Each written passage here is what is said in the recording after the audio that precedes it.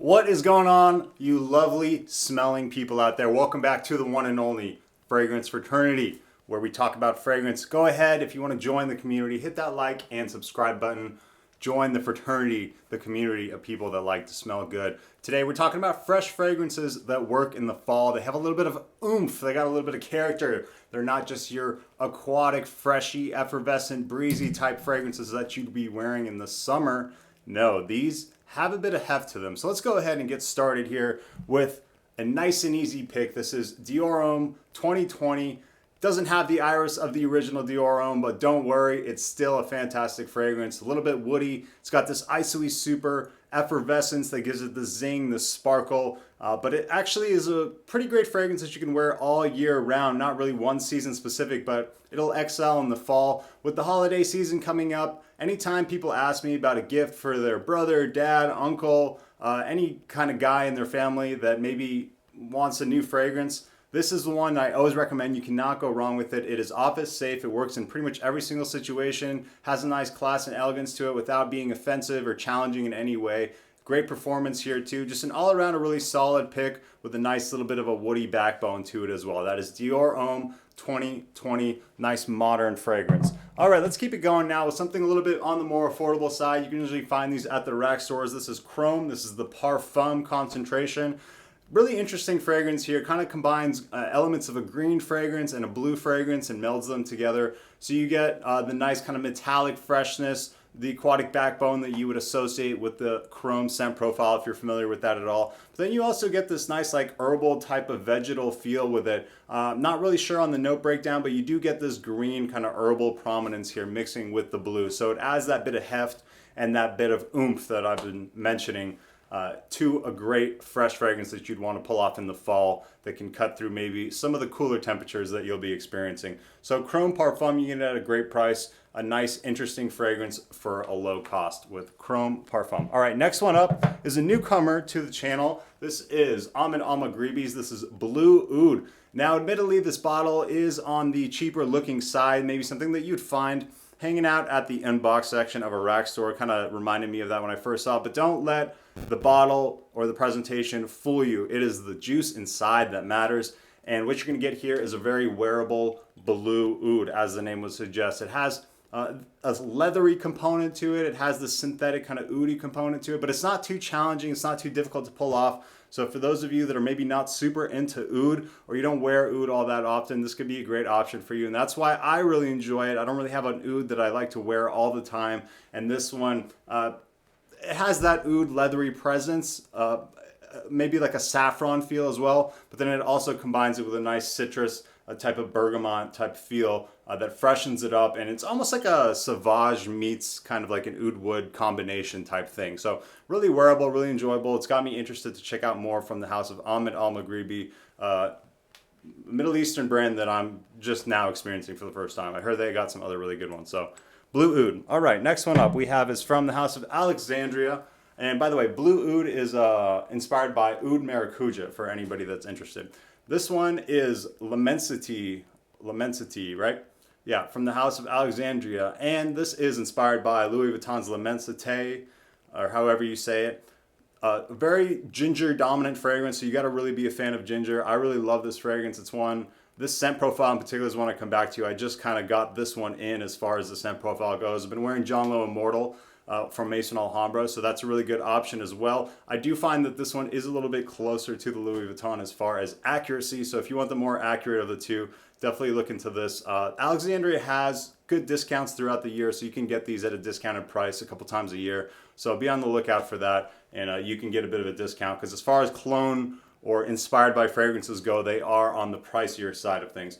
This is sort of like Limmensity on steroids, so great performance here. It's not maybe as bright and effervescent as the original Limmensity, but it does add some heft and some power with this extrait de parfum concentration as they make their fragrances. So certainly going to work great in the fall. Loving this one, been wearing it a lot. I think if you like ginger, you're going to be a fan of this one too. A ginger, like kind of ambroxan type scent profile. All right, let's keep it going here with Killian.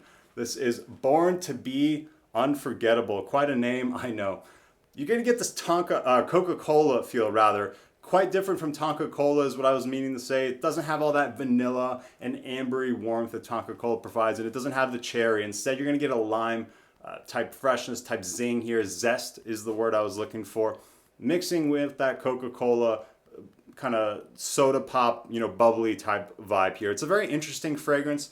It's on the more unique side of things. It's on the more interesting side of things. So if you're looking for things that maybe stand out or something that, maybe unforgettable, like the bottle suggests, this is definitely something that might be right up your alley. I'm really a big fan of this one. It doesn't really get that much love, but I think it's certainly worth checking out. It works great in the fall, and it does have excellent performance as well. This is Born to Be Unforgettable from the house of Killian. All right, let's keep it going now with arguably the most beautiful bottle that I own. This is Zaharoff's Seraphim Red. I mean, look at that plate. It is just absolutely stunning. Really love the look of the cap. Now, admittedly, I have not put a huge dent in this bottle. It is relatively new, and also that's part of the fact that this has amazing performance. Seriously, could smell this on me the next day. One of the strongest, or at least longest lasting fragrances that I have in my collection. Seriously, eternal type of performance here.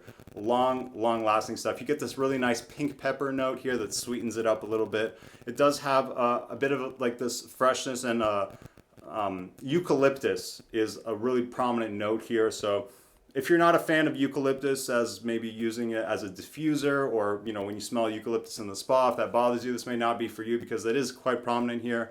But I really enjoy that about it, and I think that really makes it unique and stand out. And that's one reason that I go back to this fragrance, because I want that eucalyptus pink pepper type experience. So excellent for the fall season.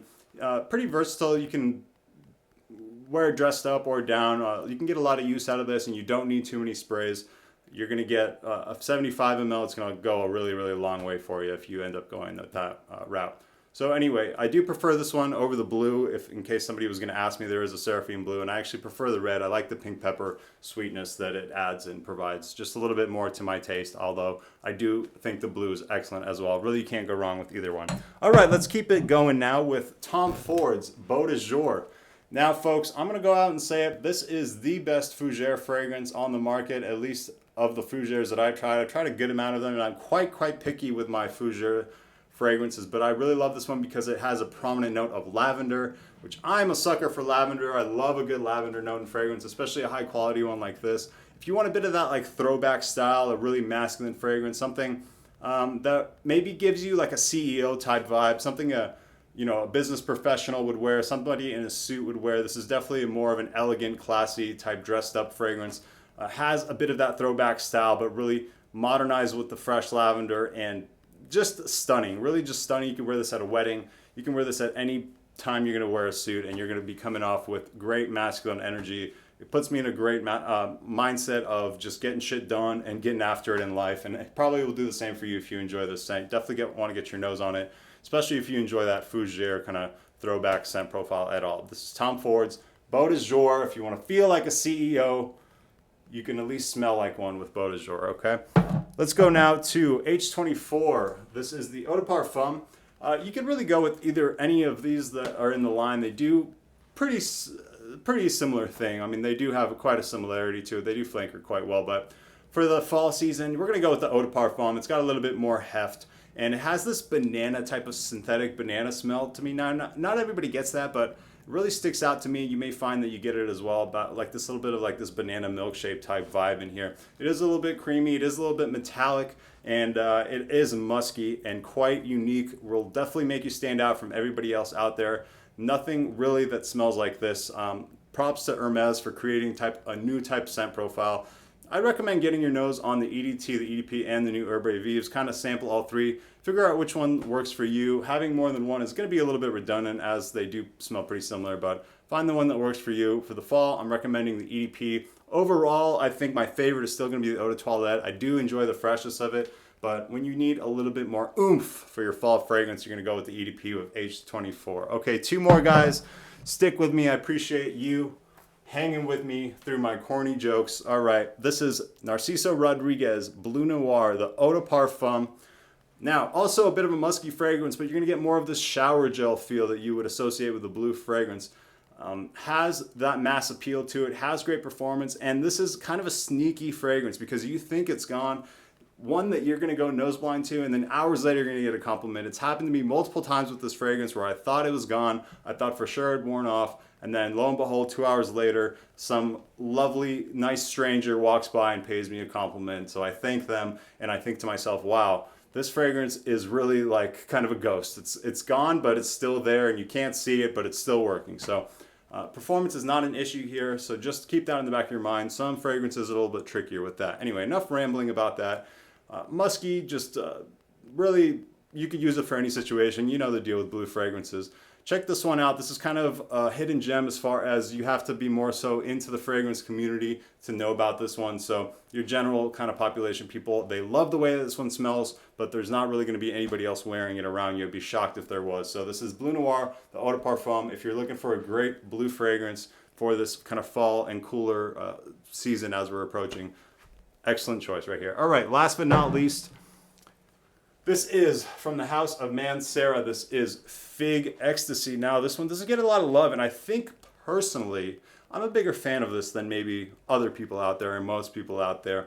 So it's woody, it's creamy, it's got this milkiness, and it doesn't do fig in the way that you may be used to. So it doesn't have this tartness to it. It's really like the fig leaf, and it has this milky type creaminess to it. It's like a fig milk type of thing going on here.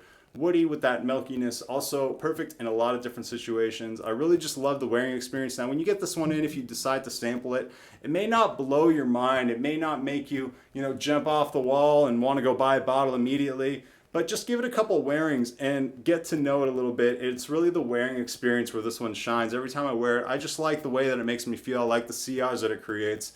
And I just like the overall kind of easygoing nature to it while still being masculine with that woodiness and adding a bit of interest with that creamy kind of fig leaf nuance as well. It's not the most complicated thing in the world, but it's a fresh fragrance that doesn't come off too boring or generic at all. Has a bit of its own character while still not being super challenging rather, and wearable. You guys know what I'm saying. So anyway, Mancera's Fig Extasy, kind of a sleeper from the house of Mancera, but probably my favorite fig fragrance that I own right now. I really like this one. You see there's a bit of a dent. Anyway, that's going to be the 10 fresh fragrances with some oomph for the fall season here. Hope you enjoyed today's list. Let me know down in the comments, what are you going to be rocking on the fresher side of things this fall? Let me know. I always love to hear from you guys. Hope you have a great rest of your day. Thanks for being here, and I will catch you next time at the one, the only, the Fragrance Fraternity. See you on the next one, guys. Take care. Have a great day. Peace.